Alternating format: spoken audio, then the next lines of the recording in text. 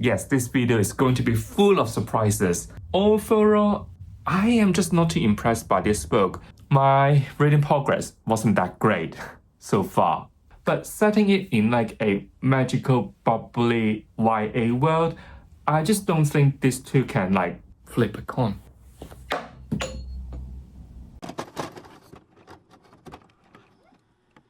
Hi guys, this is Dan. Welcome back to my channel. If you remember from my May TBR video, I said that I have a strong feeling that all the books I am going to read in May gonna be great, gonna have high rating. I just don't know why I have this feeling all of the books or nearly all of the books in May is going to be great.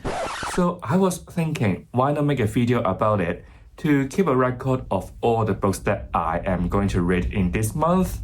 What I want to try to do here is to see how many possible 5-star books I can find in May. But first of all, I need to confess here, I made a huge mistake. I forgot a very important news, which is The Devils by Joe Abercrombie gonna be out in this month. And you know what? Dumb me forgot to put this book into my May's TBR, so I have to make a subtle change here. Instead of reading The Book That Held Her Heart by Mark Lawrence, I will read The Devils by Joe Abercrombie because it is such a hype book and I see this book on everyone's most anticipated release of the year. By the way, if you enjoyed this video, don't forget to give it a like, subscribe to my channel Dynasty so you won't miss any fun bookish content from me. This channel hasn't been monetized yet, so if you want to support me or the running of this channel, feel free to visit my Patreon, Ko-fi, and you can also follow my Instagram for more daily updates. All the links you need will be in the description below. Another surprise here, yes, this video is going to be full of surprises. I have actually completed the first book on my May's TBR, which is Relic of the Gods by Philip C. Quaintrell, the third book of the Echo Saga. I know, I want to find a 5-star book in this month and I have already finished a book already without telling you guys about it. If you don't know, the Echo Saga can actually be further divided into 3 trilogies. So the book I have completed is actually the final book of the first trilogy in this saga, if that makes sense to you. In short, I would say this series or this trilogy so far is about the good old battle between good and evil. From the first book onwards, we have a group of characters that want to stop the rising of an apocalyptic force. And to achieve it, they have to retrieve something important first. The dynamic of this group of characters is also very interesting because other than human, we also have elves. And in this world, elf is like having this thought like, human has taken over what they have developed many years ago, so now they want to reclaim what should belong to them. But with this very unexpected adventure, they realize that they have a common goal and realize what is like the bigger danger hidden. So the elves have to give up this like traditional mindset and work together. Other than this main group, we also have a pair of characters that are gonna meet a dragon, I hope I say it right, who is like those that can born with dragon in this world and it is very rare. At first they want to free the elves queen so that they can stop the elves invasion altogether. But with something very unexpected happen, everything changed. Coming to the third book, it is more about how these characters gonna come together and defend their home. And it is not just like the good old Avengers assembled, but more like they share what they have learned along this journey in this trilogy.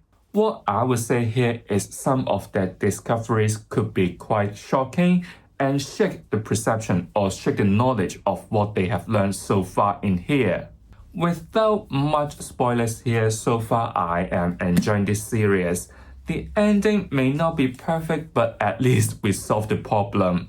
Also, the ending did solve quite a lot of questions or mysteries we have along this journey, especially with the future of our main characters. But it still leaves out some room for future installment, let's say about the origin of this world or what is the missing one is doing. What I do love about this series is how good the flow of the plot is. Like I said in the last 2 wrap-ups, from chapter to chapter, from scene to scene, It feels so seamless even though we are jumping from characters or jumping from different places. You can really tell how well thought out the plot is from the author's point of view and how intricate the world building is. What I mean here is like in this chapter, maybe this character is talking about the other character, and then the next chapter will be move on to that character. Or maybe they are talking about similar issues and the other character may have some inspiration or thoughts on it. So you can really see how clever this method is. In terms of the characters, I would say I enjoy all of them and what a journey they have. Asher the Ranger, Nathaniel the Greycoat, Elf Princess called Rainier and her mentor Phelan, and of course Gideon, the magical school students. They all learned something in this trilogy. Asher from a lone wolf to care about somebody, Phelan, a princess from elves but start to spread the love to others, let's say the human. Phelan changed how she sees the world and of course a huge responsibility on Gideon. This main group, I would say they have changed a lot since the beginning. And of course on this journey they will meet other companions. The funniest one is definitely gonna be Doran the Dwarves. He's like everywhere, like chaotic. But unfortunately some of them do feel like fade in the background in this book.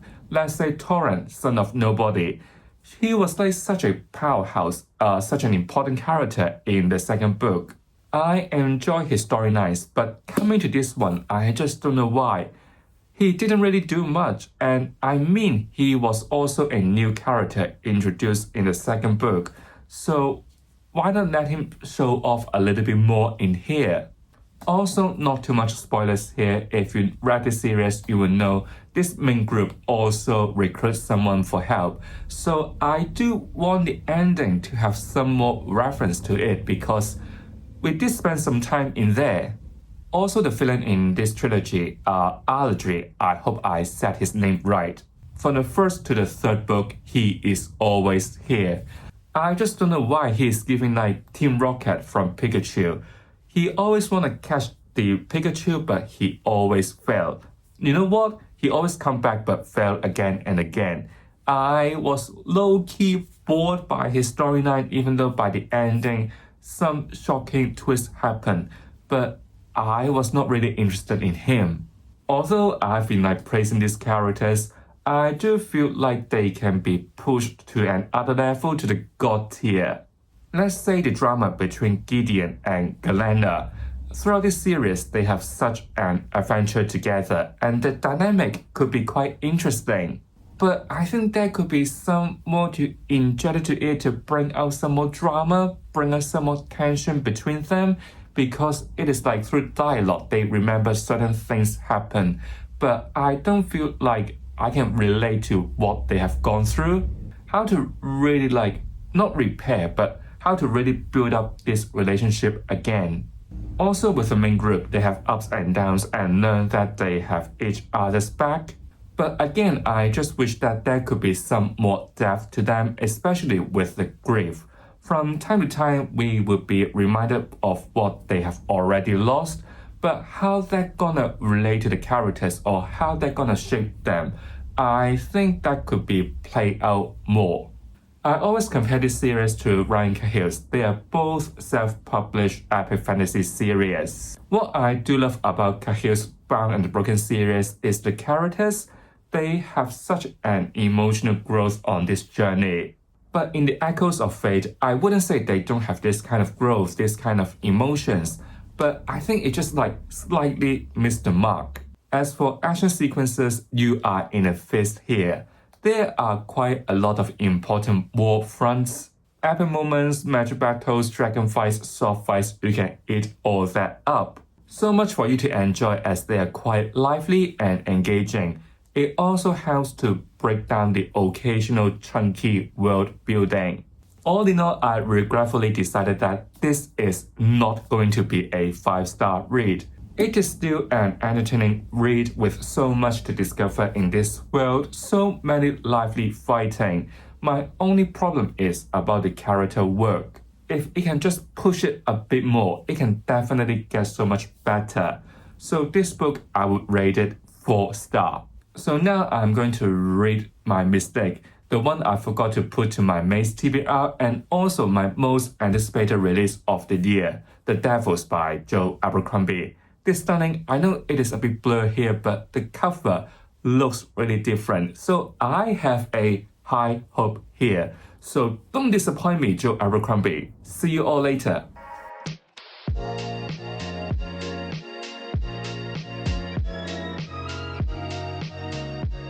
Outside you can see it's really sunny and I did a bit of reading for around an hour. It's really hot outside, so I have to get back in. Keep on reading The Devils, more or less 70% in. So keep on reading. I am very happy to report that I have finally finished The Devils by Joe Abercrombie.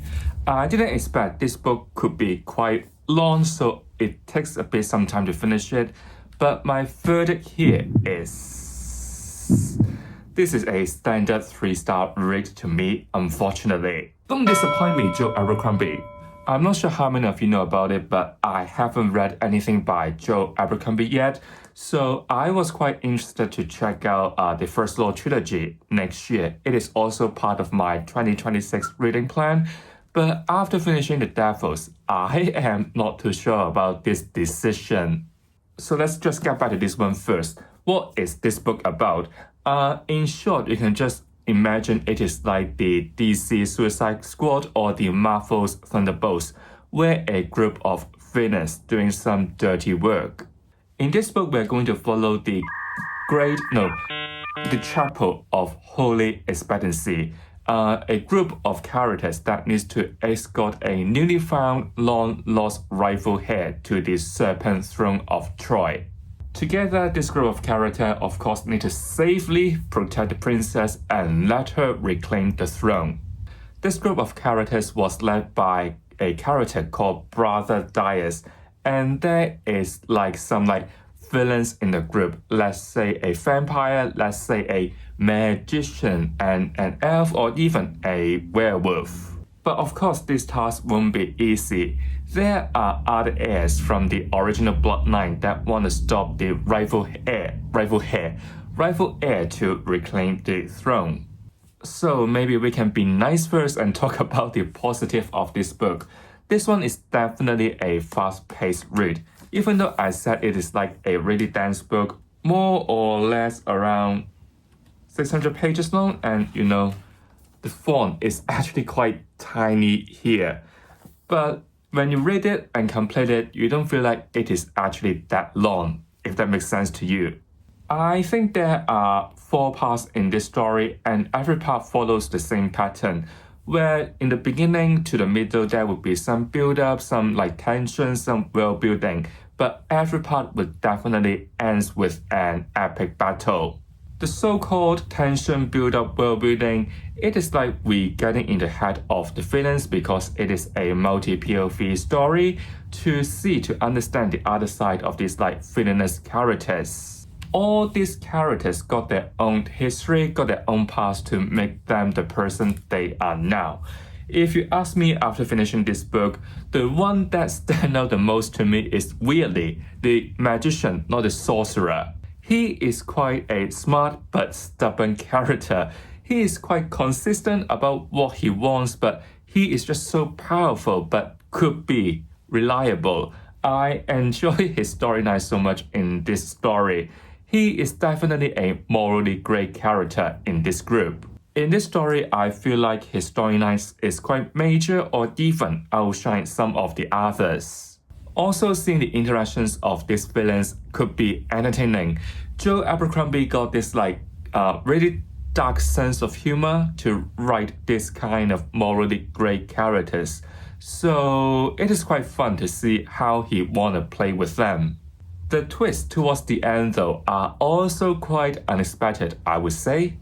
The action in this book is also quite engaging and lively. It is not always like the one-on-one sword fight, but in a sense, it could get quite descriptive. My favorite is definitely the third part, and without much spoilers here, you will understand the idea of this spray edge. It was really epic. The downside of this book and make me rate this one a 3-star, even though Joe Abercrombie got his own wit to bring these like villainous characters to life, I just find it a bit repetitive and overused. You can already expect these like really problematic characters on the cover here won't talk like a normal person, and I would say this book is quite dialogue heavy.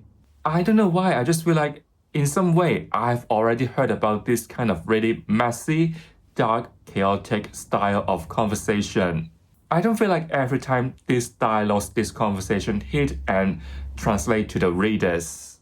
Like I said, every part in this book follow the pattern like build up tension and then towards a great conflict, and then we'll move on. The other part begins with some sort of world building again and move on a great conflict and move on and move on and move on again and again. I sometimes feel like, especially with the shift between each chapter, just happens so quickly. At least to me, what I want is like those little interaction, those little moments between the characters to fill up the gap. Because I feel like, I don't know why, I just feel like, did I miss something? That sort of like little moments, not like suddenly they have acquired such a skill, suddenly their relationship turns a bit that way. It almost feels like they have solved this problem really quickly and simply just move on. Also because of this like similarity between each part, you will feel like I actually have read something like this just in the last part. Like I said, there are other heirs from the original bloodline that don't want Alex to be successful, so they will do whatever they can to stop them.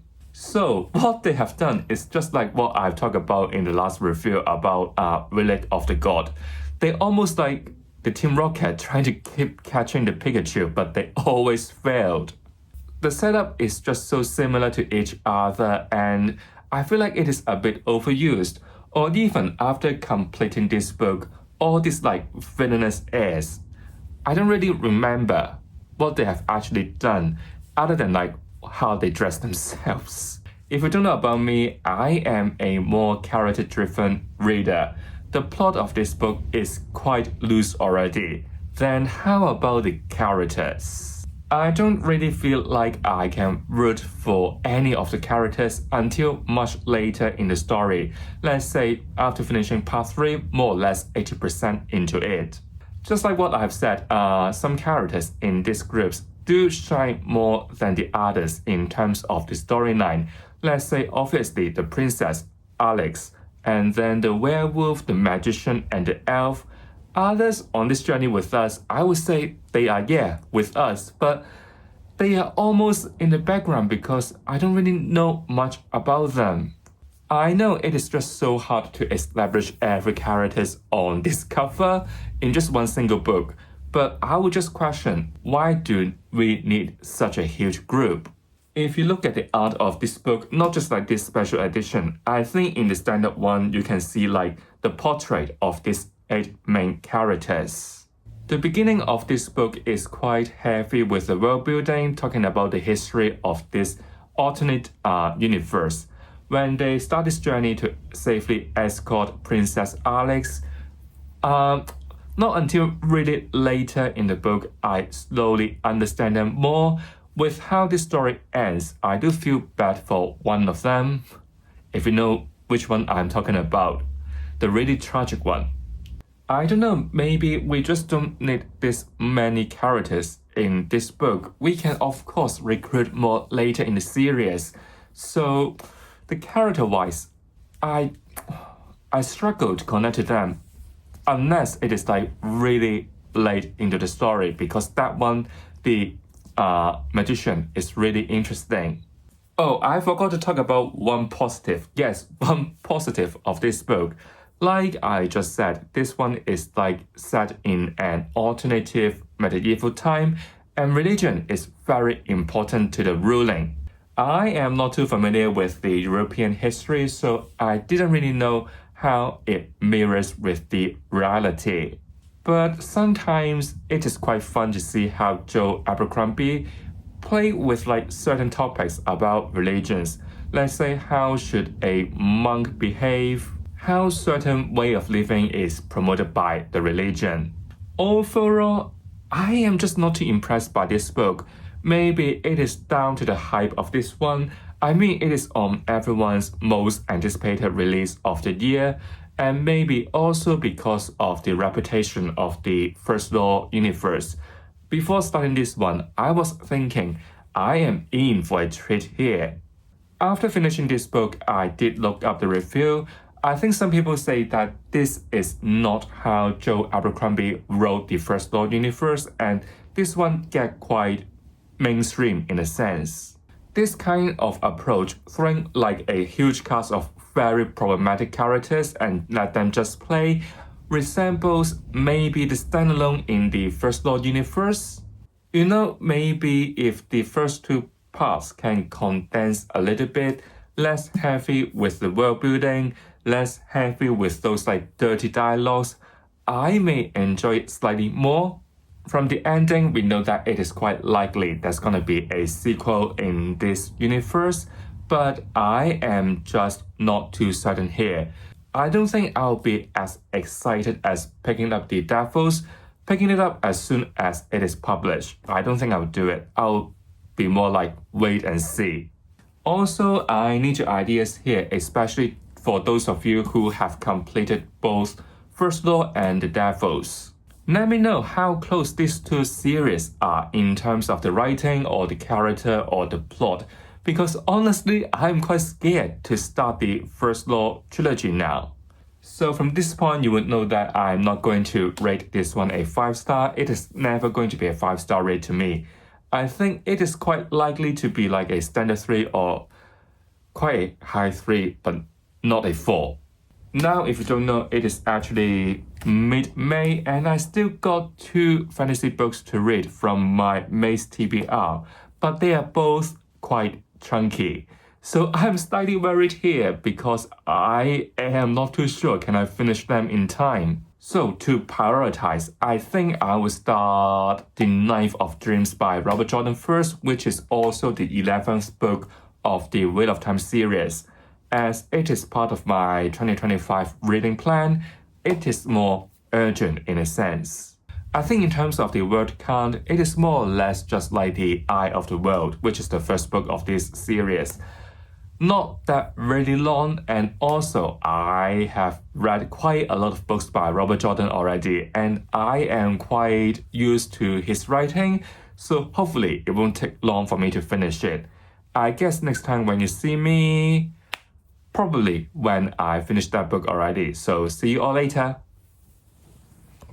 But before sending myself back to reading, as you can see, my shelves get quite full. There's not too much space left here, just enough for me to put the Devils back, but I still got some more books to put on the shelf. Let's say I've just picked up my order from Garber, the Tinted Count, which is the second book of the Soulbound saga, but I have nowhere to put it.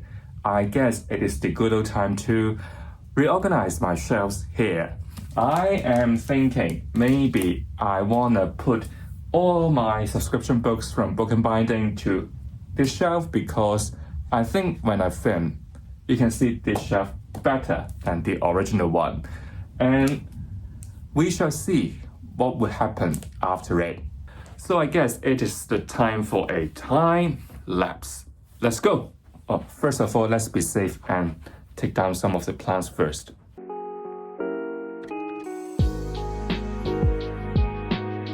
Can you really see me? Yes, you can. Am I blocking the camera though? Huge stack of books. I'm thinking these shelves, because it is so colorful with the spray edge, maybe I can move this all up a level, and then all these like standard hardcover can be moved to this shelf instead. Maybe let's see how it looks first. Get this back together because they're from the same series. These two also from the Broken Binding, so let's put them together. Don't fall, don't fall, don't fall.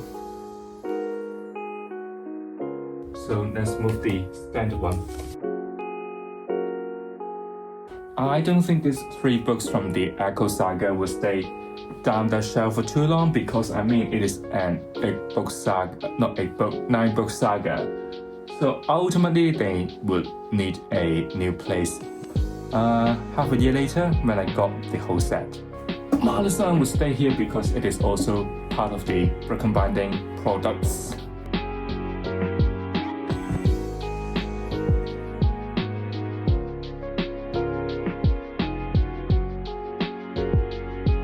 I think temporarily it will stay like this, but of course there will be so many changes later. I will receive a book from the latest subscription, The Magician, book 1 here. Mother-son, obviously it is not like a trilogy, there's gonna be more books in this series. Still need to order my 3rd book of the, what's it called? The Judas Blossom, the Nintendo and the Falcon series. Temporarily, it is good. Well done me. If you remember, when I film some sort of vlog videos, I sometimes sit on a grey armchair. And I have just decided to move it out of the living room because honestly, it was so big. And my living room looks a bit cramped. So I decided to take it out, take it somewhere else. And you know what? What a bloody job it is. It is just so heavy, so massive to just like move it around. And you know the door frame, they're just too narrow and you really need to find the perfect angle to take it out. Tricky thing to do. And you know what? Let me show you something. Ta-da! And it is here back in the alcove.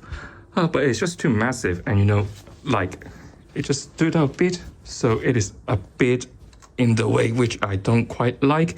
But if I tilt it, the chair facing this way, it will look so awkward because it looks like you are facing a wall and reflecting your life. But it is currently the setup for this like reading grey armchair. And ignore the bin there. This like floor lamp is just like a bit shite. You need something heavy to balance it out, otherwise it will just fall. So that's pretty much for this update. Oh my god. And I also just been out to pick up this really heavy parcel. If you want to know what it is, I won't tell you now because it is for a quite special project which I am going to do, and it is outside my regular TBR, so wish me luck.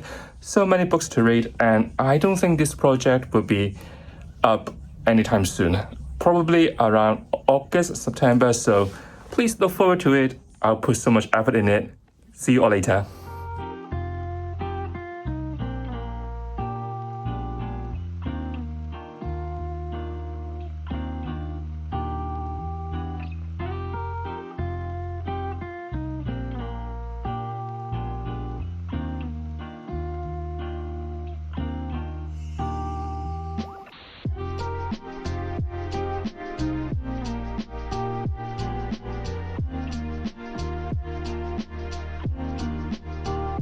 Hello guys, it is not a reading update, but I have just received 2 book mail and I guess it is the time to unbox them together. Maybe we can start with the smaller one from the broken binding first. Let's open it together, shall we? One thing I don't like about the packaging here is this kind of wrapping. Because I got like asthma over my hand, sometimes my hand is just too dry. So every time when I unwrap this, it's like hurting my hands. I have to do it really quickly. But it just makes the books more secure in the box, which I do appreciate. Of course, another layer of bubble wrap. And it is the first book of the Red Wall saga. And also, take this ribbon off. And if you know me, I love this part the most, which is like to remove these tapes. Really satisfying to do so. Then the one in the center. Mess it up. Never mind. Oh, by the way, I think it is also the book that haven't come with the bookmark because of like logistic issues. So it will be included in the next book. And the book I have here is first book of the Ritual Saga, Magician by Raymond E. Feist. It looks really beautiful. I'm speechless. It's like, once again, the bookcom binding nailed it. And also the end paper art. I mean, fuck. Oh, maybe let's remove the dust jacket too. Wow, what a beautiful dragon. It is supposed to be my last book to read in this month, but I don't have much time left for May. It is like nearly the end of the month. I just got like 4 days left, and I'm still reading Knife of Dreams by Robert Jordan. So this book is really, really thick. It is nearly 800 pages, and I honestly don't think I have time to complete this book by the end of the month. What I am thinking is to switch it with another book, maybe something slightly shorter, something easier to read, something fun to read. I am actually thinking Once Upon a Broken Heart, because like I said in my overhyped BookTok videos, I am interested in this series and see what's so good about it. And the synopsis, like, a girl made a deal with like Prince of Hearts called Jack, and in return she needs to give him 3 mysterious kisses. This is quite fun. So maybe I will switch this. I'll push it to next month to read it and then bring in another book. But of course, I'll let you know later when I make a decision. So let's move on to the next box. We have the Enigma Crate. If you know me, I have already cancelled mine, and it is the second time for me to joining it again. And the reason is this book inside is redesigned by one of my favorite artists, which is also the one designed this new cover. And the and the designer artist is called Jeff Brown. I always adore his designs. So that's why I am back to Enigma Crate, and I mean, they got such a generous skip policy which allows you to buy 1 book in 10 months to keep your subscription, which is something that I decided to do. And you can see this box is slightly bigger than the normal book only box because I go for the full one. To see what's so special about it, basically, I think if they pick up a book that I am going to like, and also looking at what might be included in this box, why not give it a go? So inside looks like this. I never have something like this before, so first time. So I guess this is like what you can expect from this box. And of course the spoiler in the back. I already decided not to renew with this book, not something that I am really interested in. But never mind, let's see what is here. Maybe let's do this one. The pouch here says, buy a book decision con. Inspired by The Queen's Thief by Megan Wellen Turner, and it is made in China. Wow. It looks really, really cool. There's more details than I thought. Do I think I will need to use this con though? I'll just go with my impulse. I probably won't use it. I just love buying books. And probably we can make some like fun challenge around it. Not like about buy a book or not buy a book, but something like yes or no, and let the coin to decide my fate. Let's try to play it, shall we? Don't think it's a success. I honestly don't know how to flip a coin. Alright, one last try. If I fail, I won't do it again. Yes or no? I guess it is yes. It's a no, it's red. Fun one, it is a fun one. And then maybe we can look at another little bag.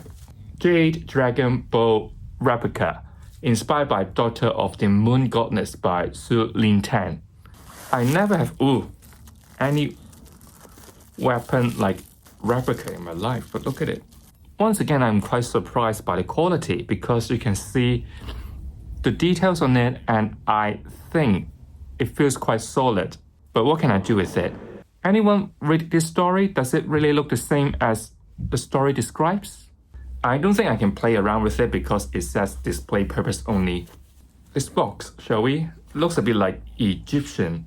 I assume it is a 9cm plant pot, maybe? Inspired by Egyptian, maybe What the River Knows? Yeah, inspired by What the River Knows, I'm right. I have just repotted some of my plants in the bathroom, and I guess I can put some on it and put it over the bookshelves. It will look so cool. And then we have the last item on this list, which is Dark Artifact Satin Pillowcase, inspired by Dark Rise by C.S. Packer, made in China as well. Quite cool. I love the prints. It's really like subtle. I'm not too sure about like this like really slippery sort of like texture. Is it comfortable to sleep on? But I'll definitely use it now. I think the most important part here is to look at the books in the box because I mean it is designed by my favorite artist, Jeff Brown. And I think this cover is definitely not the same as the standard edition, but let me just take it out first. And this is what I mean by like a good artist. You know, it is designed by the same artist. Looks really cool. I have honestly no idea what this book is about, and basically it is definitely a epic fantasy. It is not hand signed by the author, but it includes a author letter, which you can see the digital signature here. I think it is like on brand with what they are doing now, trying to switch from hand signed to digital signature, but I would rather have no signature than a digital one because I mean, I just don't like the look of a digital signature. But never mind, I'll definitely read this book. This one, slightly shorter than Magician. It is only, when I said only, nearly 600 pages. Two thick books to add to my TBR. This one I will read it next month for sure because I want to keep up with my subscription books. This one, I'm not too sure. Next month, I don't need to read any Wheel of Time book, so maybe I will have time for it. I'm not too sure yet, but I'll definitely read them because it is not written by my favorite authors. It is not written by my favorite authors, but it is designed by my favorite artists. Look at them. It looks really cool. So I guess now I'll keep on reading. See you all soon. So hello guys, I finally finished The Knife of Dreams by Robert Jordan, the 11th book of the Wheel of Time series. This book did take me some time to finish it because I don't think I have told you, even though in the last unboxing, I actually went to Margate for the last bank holiday weekend. So I missed out a weekend to do a reading session. Just to talk about it very quickly, in case you don't know, Margate is like a seaside town in the south in the UK. It is very beautiful, got beautiful view, beautiful sea, beautiful beach. There's some amusement facilities, and there are some really fun art deco buildings, which I am totally into. But that weekend was extremely busy. I think I forgot to search about it, but there was a opening party for the amusement park there, so it was extremely packed. But luckily, I had a very delicious dinner. That place was very good, and it is called Dory's. But never mind, I still managed to finish Knife of Dreams in more or less 2 weeks. I didn't expect or I didn't really think about how many chunky fantasy books I put in my May TBR. That is part of my fault. I think I slightly overestimated myself and I didn't really search for how long the books on my May TBR are gonna be. I didn't know Magician gonna be 800 pages. I didn't know The Devil is gonna be that dense. My reading progress wasn't that great so far. But coming to the Wheel of Time series, after the company agreed the slump of the series, Crossroads of Twilight, going to Knife of Dreams is definitely a much better experience. Maybe because we set the bar so low in the last couple of books, coming to this one is definitely winning like a greatest improvement award. It is just so hard to summarize all this like 11 book of contents in just like 1 or 2 paragraphs because there are just so many things going on.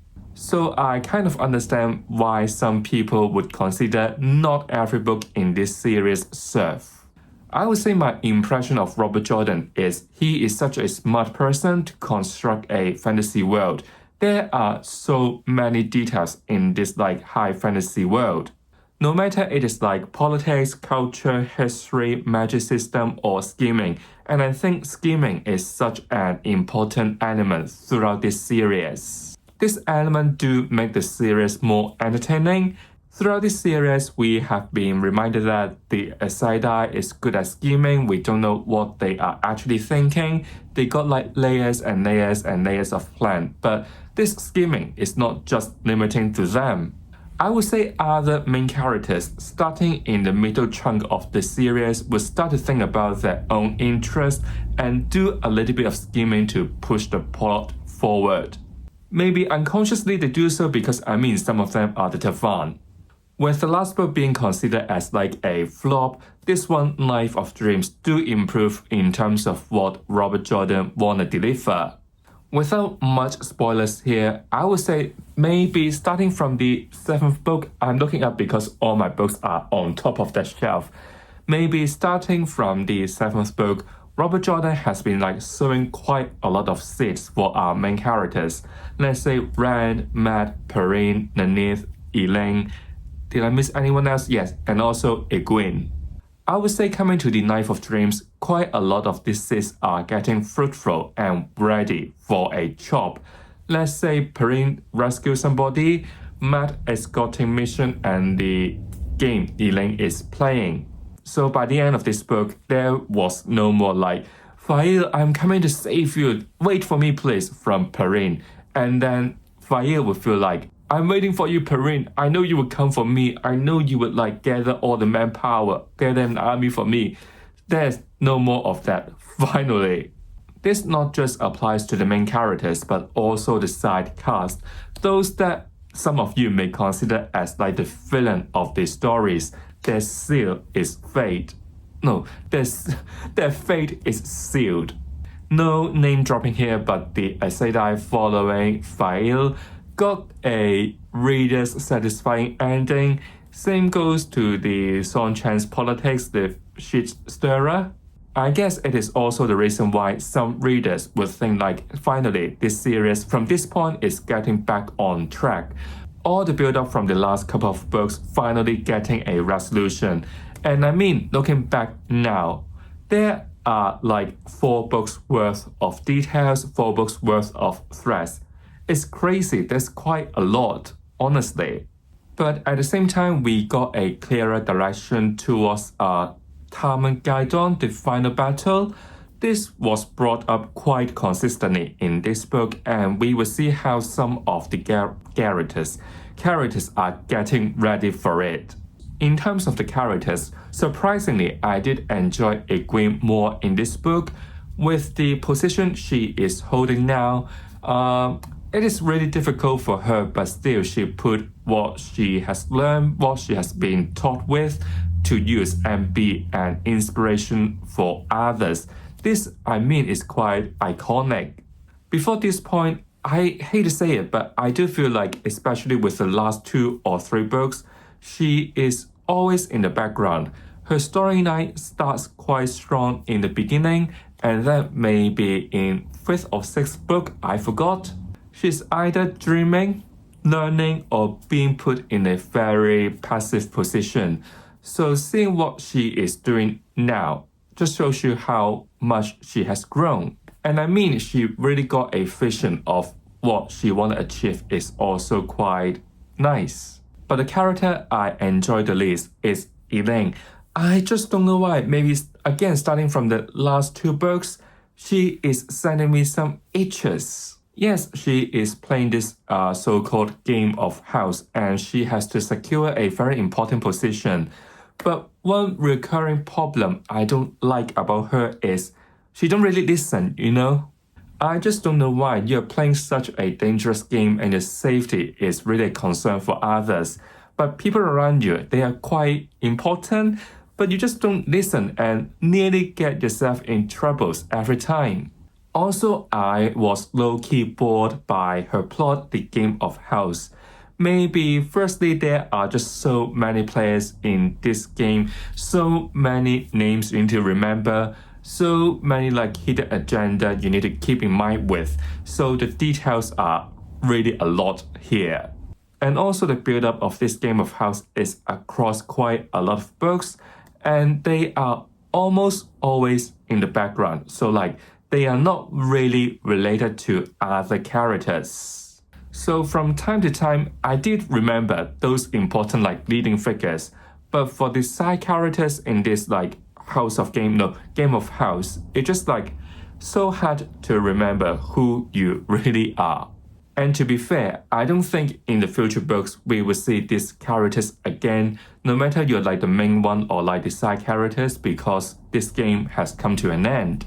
If this Game of House situation or this plot is more intricate in a sense or like given with a better arrangement, I might be more interested in it.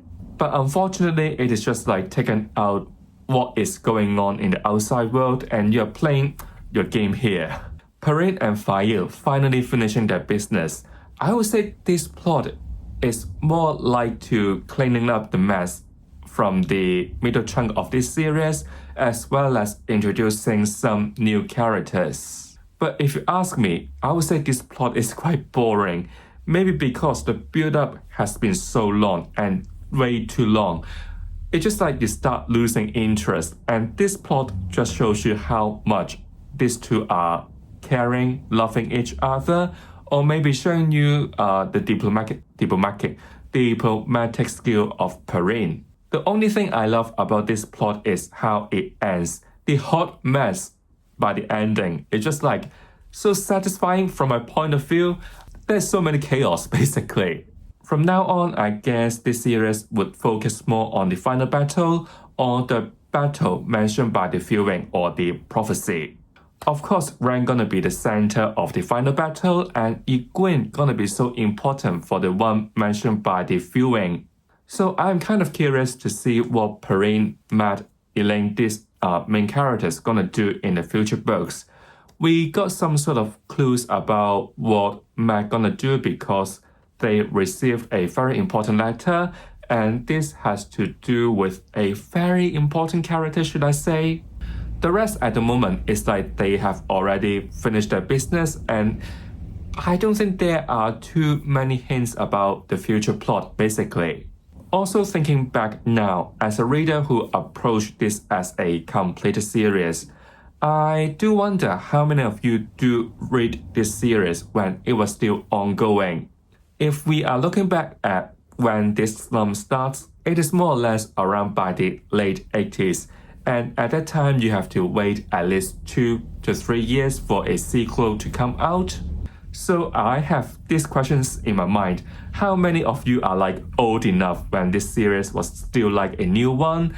And then when you read those so-called slumps, how do you feel about it because it was such a long wait?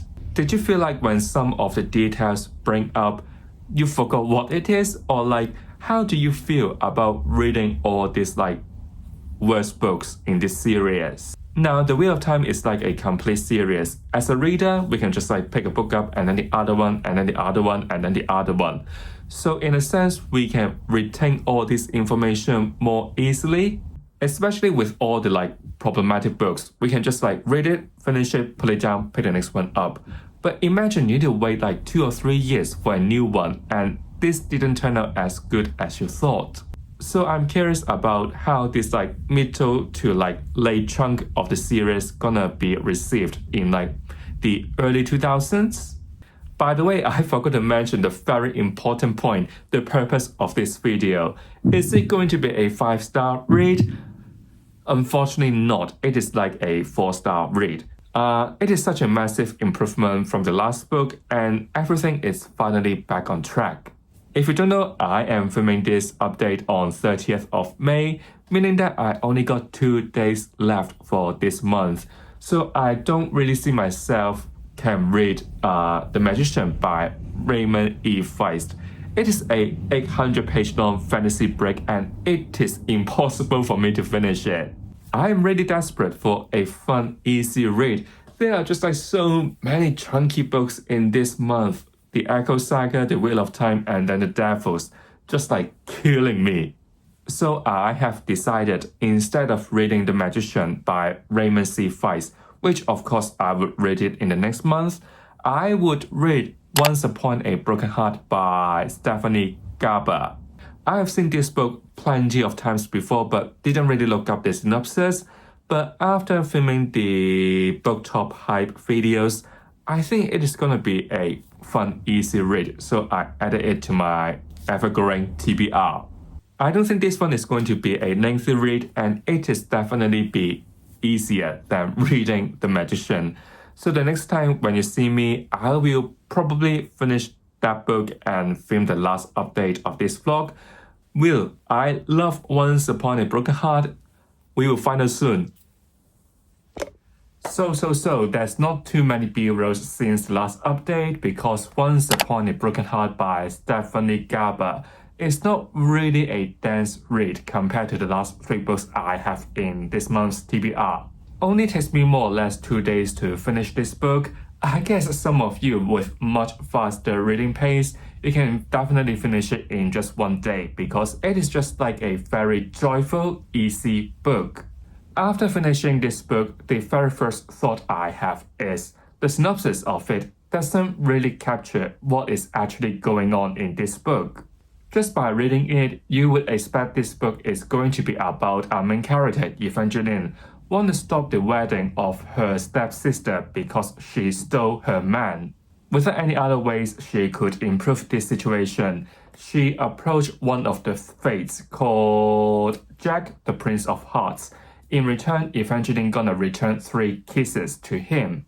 Once again, at this point, just by looking at this synopsis, I would expect this story is definitely going to be about Evangeline, but in my mind, I will imagine her desperately try to find 3 people to kiss because she has to fulfill this deal. So I would assume this book is a romantic story where Evangeline wanna find 3 men, but the synopsis only capture what is going on in the first 8% of this book. Then how about the rest? I didn't expect for the rest 92% of this book. It is going to be about an adventure to the north. It is where Evangeline's mother is coming from and it is a magical place. She would encounter some sort of romance in here and the kisses from this deal doesn't limit to romantic encounter only. Basically, Evangeline can kiss anyone that Jax want her to do so. Throughout this journey, this adventure, we will definitely know more about the background of Evangeline and her family, as well as why Jax is so interested in her. There will also be other mythical creatures like even vampire in this world, and I totally didn't see this book would turn into a murder mystery in the last 30%. I like this part. There are just enough twists and turns to keep you hooked to wait and see the truth and who is the murderer. There is also a slow burn romance where some of you would enjoy this kind of slow romantic tension or almost a enemy to lover relationship. But how this story ends just not really my thing.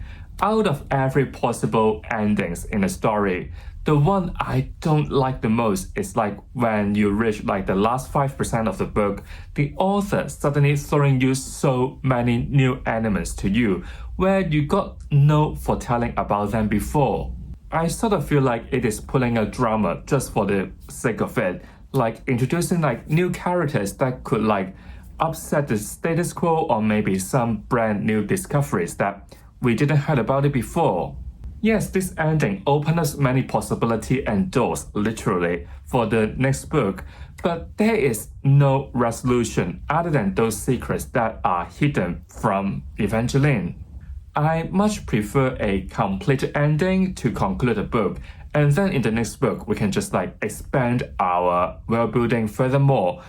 After finishing Once Upon a Broken Heart, I just feel like I am just reading like part 1 of the story, even though I know it is a trilogy. I also didn't know this series actually picked up with what had happened in the last series by the same author. Once again, it is not mentioned in the synopsis that there is any connection to the last series called Quaintrell. After finishing this book, I did look up on Goodreads to see some reviews. What I didn't expect is there is a prequel in this same universe. Most importantly, that series is actually used to explain the background of one of the protagonists in this Once Upon a Broken Heart series, which is Jack, the Prince of Hearts. I think it is quite essential for the readers, and I think it is very important to tell the readers to better read the other series first before jumping into this world, because I don't think throughout this series there's gonna be any more further pickup about the background of Jax. It has explained it before. So I guess from now on I can't keep on reading this series unless I have already finished Quaintrell. I'm not sure is it because of this same reason. The world building in this book feels quite weak. Once again, I haven't read the Quaintrell series, so I am not sure whether the magic system in this like same universe has been explained before. In this Once Upon a Broken Heart universe, you got magics, you got curse, you got spells, you got some sort of magical artifacts. Also, it mentions in the north there would be some sort of changes, minor changes to your power. But throughout this book, I don't feel like the author has explained much on these matters. Once again, I'm not too sure is it because it has been talked about before, and maybe it is a very important thing in the Quaintrell series. If we talk about our main character, Evangeline, I understand her upbringing. She was raised with magics, and her mother, who was from the north, would tell her about the fairy tales up in there. When she was old enough, she would take care of the family business, which is also around magic. So when she is an adult, she still believes in it. Looking back now after finishing this book, there is marriage with Evangeline and her stepsister, as well as Evangeline's her own magical adventure. I do wonder, how old is she? I don't want to ruin this like really magical, dreamy-ish well setting, the setup of it, but I just feel like Evangeline is perhaps a bit naive and didn't take the world seriously. I guess it is also the reason why I struggle a bit with this book, talking about the age of our main character, the marriage, and then looking back now as like having some sort of self-reflection about values like family. Maybe in a sense, I just don't feel like the maturity of an adult because you can only marry when you are old enough, right?